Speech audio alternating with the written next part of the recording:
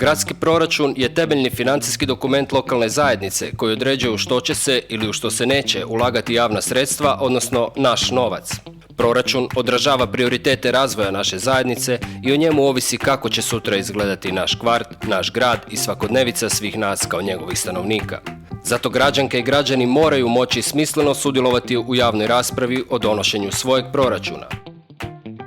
Zelena Istra te poziva, posjeti www.pulaodlucuje.org i uključi se u kreiranje i nadzor proračuna grada Pule. Sudjeluj u kreiranju proračuna, predlaži ideje za gradske investicije ili uštede, raspravljaj o idejama sa svojim sugrađanima, prati odgovore gradskih vlasti te napredak na realizaciji projekata, glasaj za ili protiv objavljenih prijedloga. Budimo građani, a ne samo glasači, živimo demokraciju i između izbora.